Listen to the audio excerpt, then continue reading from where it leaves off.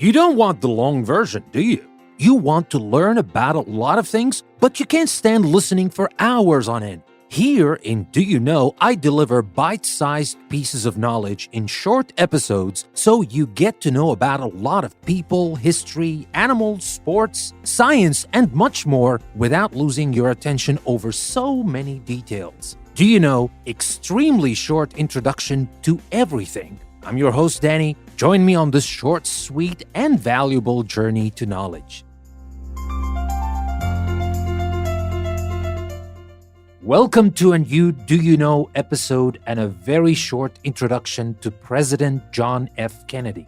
You can find the text on my website, EnglishPlusPodcast.com, and better yet, if you are a patron, you will get a special PDF listening practice worksheet to take your English along with your knowledge to the next level. You can find the links in the description of the episode. And now, without further ado, let's talk about President John F. Kennedy.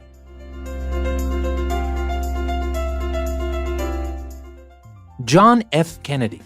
Who was the youngest man ever elected to be President of the United States? The answer is John F. Kennedy, the nation's 35th president. Kennedy won the presidency at the age of 43. Kennedy was the first American president born in the 20th century. He was also the first president of the Catholic faith.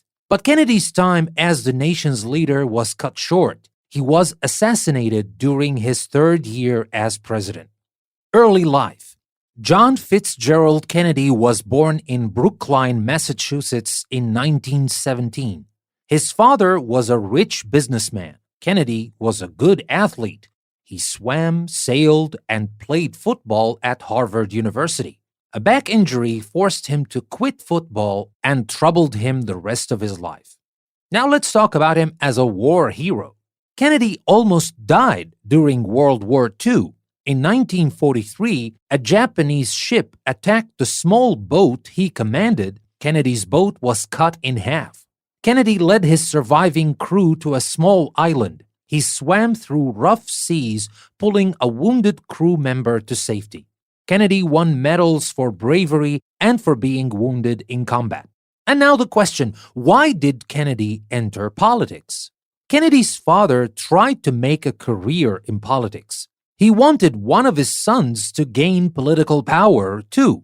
At first, he hoped his eldest son, Joseph, would follow this path, but Joseph was killed in World War II. The family hopes then settled on John, the second son. After the war, Kennedy ran for a seat in the U.S. House of Representatives representing Massachusetts. Kennedy won, and he went on to serve 3 terms. Then in 1952, Kennedy was elected to the U.S. Senate. In 1953, Kennedy married the glamorous Jacqueline Bouvier. He also wrote Profiles in Courage, a book about American politicians who made brave choices. The book won Kennedy the Pulitzer Prize, an important writing award. And now let's talk about his winning the presidency. In 1960, Kennedy won the nomination for the Democratic Party to run for president. The race featured the first television debate between 2 presidential candidates. Kennedy made a better impression than Richard Nixon, his Republican opponent. He defeated Nixon in a very close election. Now, what problems did Kennedy face? When Kennedy became president, the United States was fighting the Cold War against the Soviet Union. It was called a Cold War because the 2 countries never battled each other directly. That was too risky. Each side had enough nuclear weapons to destroy the other. Instead of attacking each other, the United States and the Soviet Union took sides in wars fought by smaller countries. Each side also tried to build more nuclear weapons than the other. And now let's talk about the Bay of Pigs. In 1959, rebels backed by the Soviet Union overthrew the government in Cuba. Many Cubans fled to America. The U.S. government trained some of these Cubans for a secret invasion of Cuba. 4 months after he took office, Kennedy approved the invasion. But Cuba's government defeated the invasion on the Cuban coast at the Bay of Pigs. And now the Cuban Missile Crisis. Next, the Soviet Union began sending nuclear missiles to Cuba. This put the United States within range of a nuclear missile attack.